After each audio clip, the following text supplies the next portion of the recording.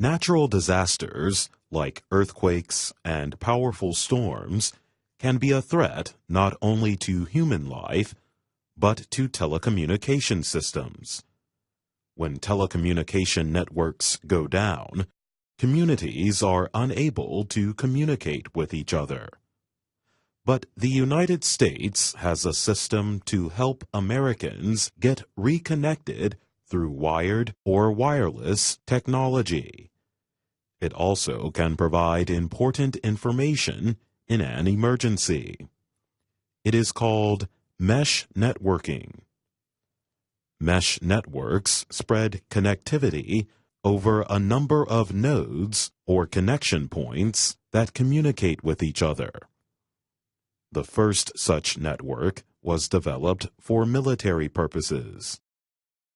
Daniela Perdomo is head of Gotenna, a company that specializes in mesh networking.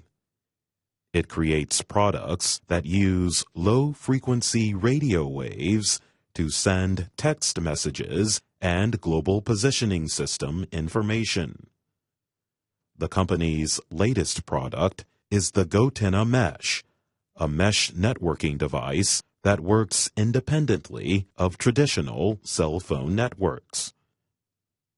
Joshua King is lead developer at Commotion Wireless, which creates software products for mesh networks.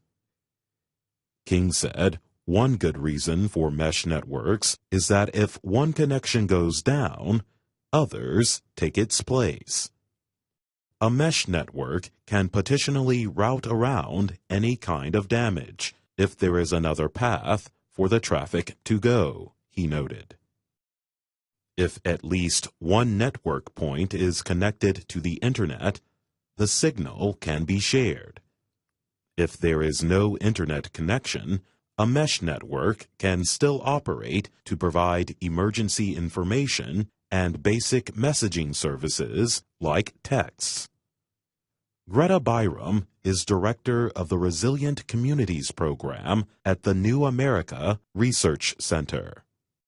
The idea is to make telecommunication systems more modular, more distributed, so that even if centralized points fail, you would still have working telecommunications in different areas.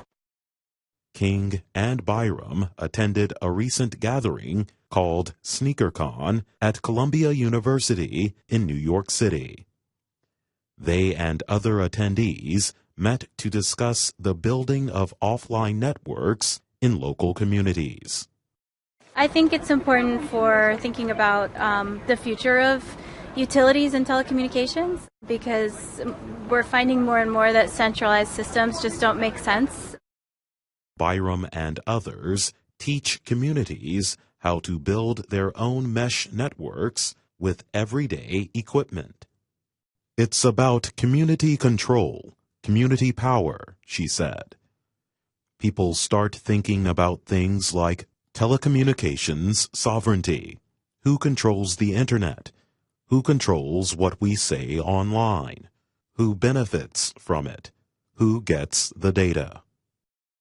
Daniela Perdomo agrees that people should be more involved in issues of connectivity.